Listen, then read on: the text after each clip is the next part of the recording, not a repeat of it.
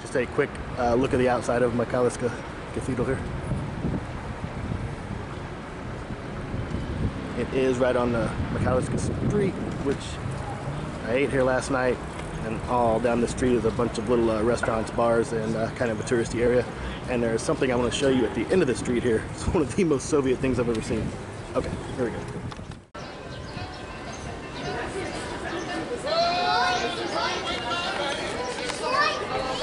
So if you ever make a Ukraine, you have to stop by one of these places. They're called the Piana Vishna, which means drunk cherry. They started in Lviv. Now they're all over Ukraine. I think there's 6 or 7 now in Kiev.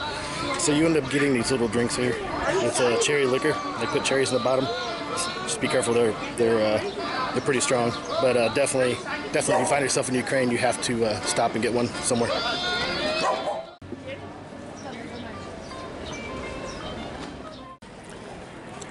I think it's funny because I'm out here walking in shorts and t-shirt, and everybody keeps looking at me funny, which I don't understand. It's in the 70s, it's warm out here, but there's people wearing coats and hats like it's winter time. So my neighbor always jokes with me. It's like, you're always in shorts.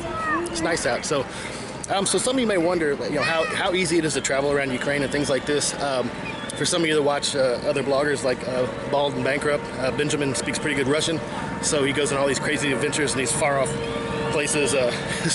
Funny enough, last March when quarantine hit here, everything closed. My university closed for like 3 months. I had nothing to do. So that's when I started doing these videos, just because I was bored. I actually didn't discover Bald and Bankrupt until a couple of weeks after I started doing my videos. So of course I watched him like everybody else. Unfortunately, I missed him last time he was in Kiev. But anyway, back to what I was saying. So he goes all over these places, speaks pretty good Russian, can talk to everybody. I, on the other hand, I don't. I spoke a little Russian before I got here, self-taught. Once I moved here, I try not to speak as much Russian. I'm actually studying Ukrainian at the university, but I've only studied for about 2 months. So I'm not fluent in Russian. I'm not fluent in Ukrainian. And, I got on the bus, made it all the way here, day 2, haven't starved to death. So even outside the major cities, you can get by on, some Ukrainian, some Russian, some English, things like this. So if you're planning on visiting, the one thing I would suggest is at least learn the Cyrillic alphabet, whether it's Russian or Ukrainian. There's about 6 characters difference, and you can learn the entire alphabet in about 1 to 2 days. If you can learn the alphabet, you can decode some of the words that are written in Cyrillic, and the easier words, if you can change them back to English letters, you'll recognize what they are. It will save you a lot of problems. It would help you out a lot. And so just one of my little bits of advice here. Okay, let's keep going. So I found this last night when I was out walking around. I thought this was actually pretty cool. You can see this glass statue in front.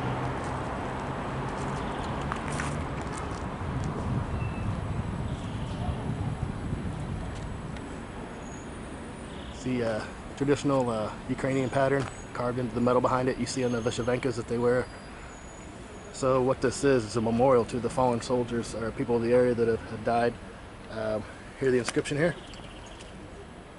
It says "Heroes don't die," and carved into this you can actually see the names of those. There's Victor Chanitz. So you can see the names of all the people, and I'm assuming they're from Zhytomyr. I will have to look online and get a little more fidelity about that, but this is there's memorials all over Ukraine to the people who have fallen in the war in Donbass, and this was a pretty unique one. I really like this one. Okay, here's another one of these strange little unique things you have out wandering around in Ukraine. This is a memorial to Sergei Karlov. So I'm assuming he is from here. That's why this is here.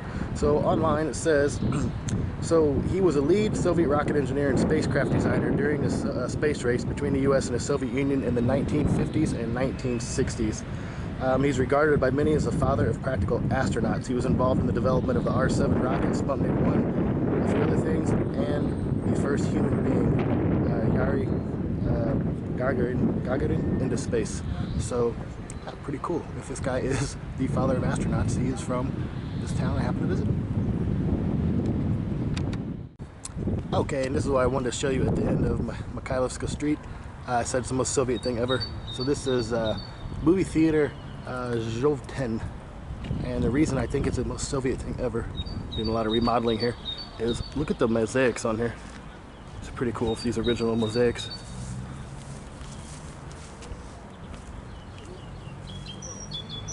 Each one of those put in by hand.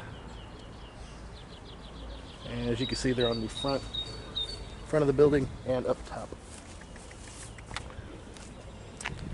And you can see them up top above there as well. So, too bad Old Kino Theater Show 10 is not open. I would love to see what it looks like inside. But it looks like they're spending some money remodeling the front, so I'm assuming it is either still active or they are remodeling it to reopen again. And if that's the case, pretty cool. They're keeping the architecture like this alive. Okay, so that is everything I have discovered last night on my time, up to last night, during my time here in Zhytomyr. So anything that we discover past this is going to be new, so I guess we're going to discover it together. I realize this will probably be a long video, but I don't leave till tomorrow morning, and so I'm going to probably still film a little bit more while I'm here. And let's face it, you guys never watch the entire videos anyway. Alright, let's keep going.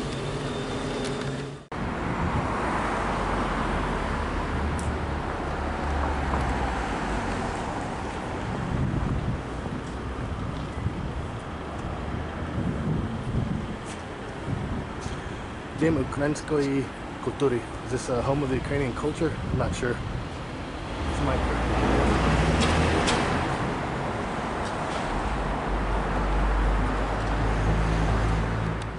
There's another Soviet mural attached to a elementary school here. Mosaic mural. This is actually a glass mosaic, not stone. See the woman holding the books up in front of the world. This means something to do with the elevation of education on a global scale.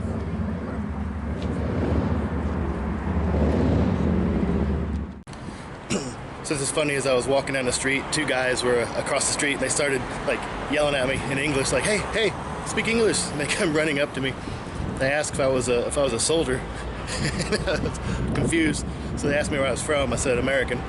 So they asked me if I was with the military base here. I was confused, so evidently they thought I was an American soldier from the base here. I didn't know anything about a military base here with American soldiers. I know there's one close to Lviv, but I didn't know there was one here, so that's funny. I've never had anybody like just run up to me and say that, so I don't know. Strange. Do I look like an American soldier? I don't know.